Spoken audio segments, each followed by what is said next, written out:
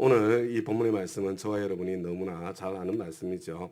우리 바디메오의 이 사건, 참, 그런데 오늘 이 본문의 말씀 46절을 보니까 이렇게 되어 있습니다.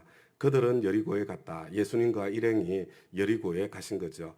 예수께서 제자들과 큰 무리와 함께 여리고를 떠나실 때에 그냥 여리고를 통과만 하지는 않으셨을 것 같습니다. 아마 여리고에 얼마나 머무셨는지 모르지만 몇 날을 머무셨겠죠. 예수님 가시는 곳마다 여러 가지 놀라운 일들이 일어나고 있었기 때문에 아마 오늘 우리가 함께 읽는 이 사건만 일어나지는 않았을 것입니다. 아마 여러 가지 많은 사건이 있었을 텐데 하나님께서는 저와 여러분에게 특별히 이 바디메오의 사건을 저와 여러분에게 전해주기를 원하시는 것을 보게 되는 거죠. 들어오실 때도 큰 무리였는지 모르겠습니다. 그러나 예수님께서 이 여리고에 들어왔을 때 또 예수님을 통해서 놀라운 가르침, 놀라운 기적의 역사가 일어났을 때 수많은 사람들이 예수님과 함께 하게 되었을 것이라고 이렇게 생각이 되어지고요. 그리고 뭐 그 당시에 여리고가 꽤 큰 동네였겠지만 얼마나 컸겠습니까? 아마 예수님을 통해서 일어나는 그런 사건에 대한 소문이 쫙 퍼져나가지 않았겠습니까? 그런데 이 참 눈먼 거지 바디메오 소문은 많이 들었을 텐데 이야기는 듣고 있을 텐데 그렇지만 자기 스스로 자기 힘으로 예수님께로 나아갈 수 있는 그런 능력이 없었던 것 같아요. 뭐 사회성이 좀 떨어졌을 수도 있고요. 인간성이 좋지 않았을 수도 있고요. 아니면은 정말 혈혈단신 주위에 아무도 없는 예수님께로 나를 데려다 줄 만한 그런 사람이 한 사람도 없는 그런 외로운 인생이었을 가능성이 많이 있습니다. 그런데 마침 여리고를 떠나시는 그 예수님께서 바디메오가 구걸하고 있는 그 길가를 지나가게 된 것입니다. 얼마나 좋았던지 예수님께서 지나가신다는 그 소식을 듣고 다윗의 자손 예수님 나를 불쌍히 여겨주십시오 하고 외치던 그 바디메오의 심정을 우리 마음속에 한번 담아볼 수 있을 것 같습니다. 그런데 이 48절을 보면요. 많은 사람이 조용히 하라고 그를 꾸짖었다. 이렇게 말씀하고 있잖아요. 사람들이 이 바디메오에게 별로 우호적이지 않은 것 같아요. 그냥 무례하다고 시끄럽다고 짜증스럽다고 막 혼을 내고 있는 그런 모습을 저와 여러분들이 보게 됩니다. 왜 이 사람들이 이 바디메오에 대해서 이렇게 적대적일까? 그죠?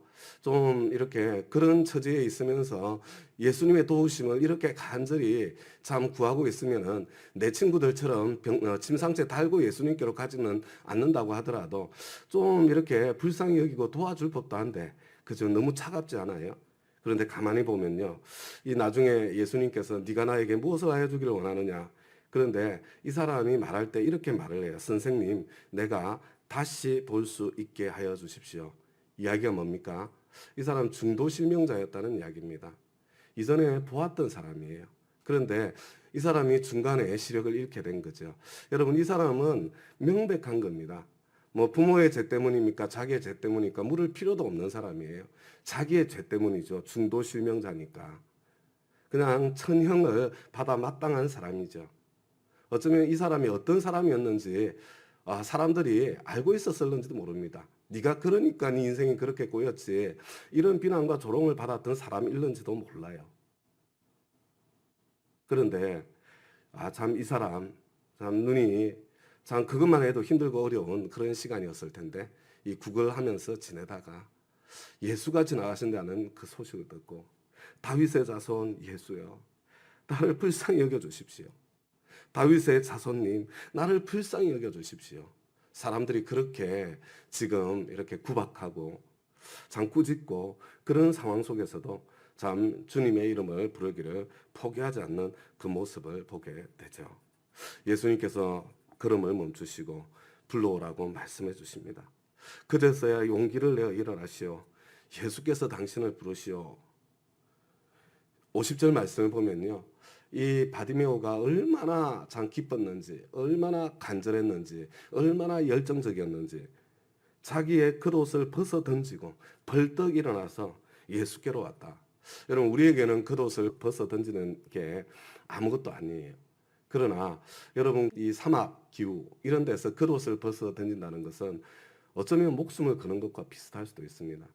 이 사람 가난하고 아무것도 없는 사람인데 여러분 그래서 겉옷을 전당 잡혔다가도 해가 지고 어두워지기 전에는 겉옷을 돌려줘야 되잖아요. 율법이. 왜냐하면은 이게 유일하게 자기 몸을 추위로부터 지켜줄 수 있는 자기 안전을 보장하는 한편으로는 어쩌면 참 거지에게는 생명과 같은 것일 수도 있는 거예요. 그런데 그 소중한 겉옷을 벗어서 던지고 펄떡 일어나서 지금 예수께로 나아가고 있는 모습을 보게 되는 거죠. 예수님께서 묻습니다. 내가 너에게 무엇을 하여 주기를 바라느냐? 여러분 뻔한 거 아니에요? 예수님 뻔히 알고 있을 텐데. 여러분 저와 여러분 그런 생각 하시지 않습니까? 뭐 하나님께서 내 필요한 거 뻔히 다 아시는데 내가 뭐 하나님께 달라고 기도하나 뭐 이런 생각 하실 때 있잖아요. 예수님 몰라서 물어보시겠습니까? 그렇지 않습니다. 예수님께서 지금 몰라서 물어보는 게 아니죠.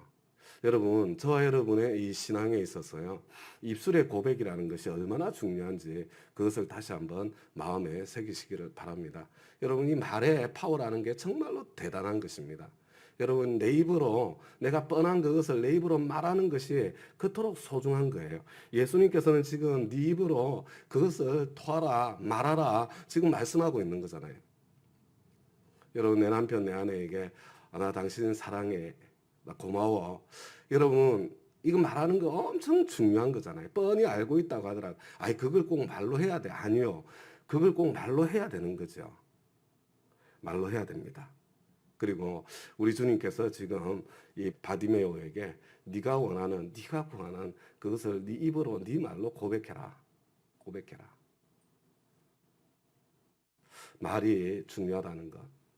내가 하나님 앞에 하나님 주님 아시지요? 이것을 넘어서 내가 주님께 필요한 것을 내 입으로 말하고 그리고 그것을 말하고 있을 때에 내 속에서 다른 것이 나오잖아요. 그죠? 하나님 앞에 내 그 고백들을 참 기꺼이 이렇게 주님 앞에 한마디 한마디 올려드리는 바로 그런 새벽이 되었으면 좋겠습니다. 선생님, 내가 다시 볼 수 있게 하여 주십시오. 여러분 태어날 때부터 만약에 실명을 했다면요. 이처럼 간절하지 않았을 수 있어요. 근데 원래 그런 거잖아요. 보다가 못 보게 되면 그 답답함을 말로 다 할 수 없잖아요. 넉넉하다가 가난하게 되면 그러면 그 가난이 뼈에 사무치도록 힘들어지는 거잖아요. 그죠? 이 사람 너무 절실했을 것 같습니다. 지금까지 여기에 오기까지 너무 괴로웠을 것 같아요. 주님 다시 보게 해주십시오. 성경에 나오는 예수님께서 참 이 눈먼 사람의 눈을 뜨게 해주시는 사건은요. 단지 육신의 눈만을 이야기하는 게 아니잖아요. 저와 여러분의 영적인 눈도 마찬가지 아니겠습니까? 여러분 우리 주님과 동행하던 주님께서 나와 함께 하시던 그 청한 주님의 음성이 내 귀에 들리던 그런 하나님과 친밀함을 경험해 본 사람은 그렇죠. 그런 주님과 동행이 사라지고 그냥 메마른 종교 생활을 해나갈 때에 아무리 종교 생활을 열심히 해도 그 뭔가 말로 다 할 수 없는 허전함이 내 속을 지나가잖아요. 혹시 저와 여러분 가운데 그런 형편, 그런 상황 속에 있다면 주님, 내가 다시 보기를 원합니다. 주님, 다시 보게 해주세요. 내 육신의 눈이 아니라 내 영의 눈이 다시 열려서 주님과 함께 동행했던 그 기쁨의 시간들이 다시 회복되게 해주세요. 바디메오의 눈을 뜨게 해주신 것처럼 내 영의 눈도 다시 뜨게 해주십시오. 그런 고백이 저와 여러분에게 있는 그런 새벽 되시길 바랍니다. 예수께서 그에게 말씀하셨다. 가거라, 내 믿음이 너를 구원하였다. 그런데 이 믿음이라는 것은 눈에 보이지 않는 게 아닌 것 같아요. 그죠? 믿음은 눈에 보이는 것입니다. 믿음은 고백으로 보여지고 그리고 이 간절한 참 이렇게 행동으로 보여지는 게 믿음 같아요. 그냥 나는 믿음이 있다 이게 말로 되는 것이 아니라 사실 삐져나오는 거잖아요. 바지 속의 송곳은. 믿음은 삐져나올 수밖에 없는 것 같습니다. 그리고 이 바디메오는 사실은 눈을 뜨게 해달라는 단지 그것에 대한 믿음이 아니었던 것 같아요. 그죠? 자신을 온전하게 참 회복시켜 주실 어쩌면 한편으로는 자신의 죄에 대한 고백이요 용서에 대한 기대요. 왜냐하면 이 사람 중도 실명자거든요. 만인의 지탄을 받는 천형을 받아 마땅한 자타가 인정하지 않을 수밖에 없는 시대의 상황에서 보면 그런 사람이었거든요. 예수님께서 야, 너 무슨 죄 지었냐? 너 저기 부모님 말씀 잘 듣는 사람이냐 아니냐? 너 율법 지키는 사람이냐 아니냐? 이거 안 물어보시잖아요. 그죠? 이 사람의 믿음을 보시고 예수님께서 고쳐주시고 그리고 이 사람은 예수님을 따라 나서게 되는 그런 아름다운 결말을 저와 여러분들이 보게 됩니다. 오늘 새벽에 저와 여러분의 인생 가운데도 이와 같은 또 하루하루 이것들이 쌓여서 우리의 인생이 만들어지잖아요. 작은 우리의 참 결심들이 고백들이 또 은총이 임하고 또 주님을 따라가는 그런 은혜의 새벽 되시기를 우리 주님의 이름으로 축복합니다.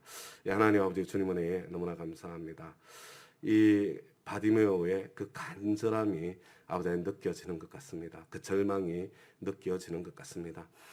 참 아무도 내 주위에 없는 것 같고 스스로 나를 보아도 참 딱하기 짝이 없는 나에겐 소망이 없을 것 같은 아버지 그런 인생이었는데 예수님께서 바디메오가 구걸하며 살았던 그 인생길 그 길을 찾아와 주셨고 그리고 바디메오는 기회를 놓치지 않고 주님 앞에 끝까지 부르짖고 사람들이 참 꾸짖고 방해를 해도 포기하지 않고 그리고 주님 앞에 달려가서 주님의 은총과 은혜를 다시 경험하고 누리는 아버지의 아름다운 모습을 보게 됩니다. 저희들 각 사람의 인생 가운데 아버지의 날마다 이와 같이 참 주님의 은혜를 입고 주님과 동행하는 그런 삶이 이어져 갈 수 있도록 주여 역사해 주세요. 주여 은혜를 베풀어 주세요. 오늘 아버지 하나님 저희들 이 새벽에 기도하기 위해서 이 자리에 나올 때 저희들 마음속에 간절한 제목이 있는데 주님께서 친히 내가 너에게 무엇을 하여 주기를 원하느냐 참 말씀해 주시고 물어보아 주시고 그리고 저희들은 참 주님 앞에 내 간절한 소원을 입으로 고백하고 그리고 하나님의 응답을 경험하고 누리는 은혜의 새벽 되게 하여 주옵소서. 주님 불쌍히 여겨 주옵소서. 감사드리며 예수님 이름으로 기도드리나이다. 아멘.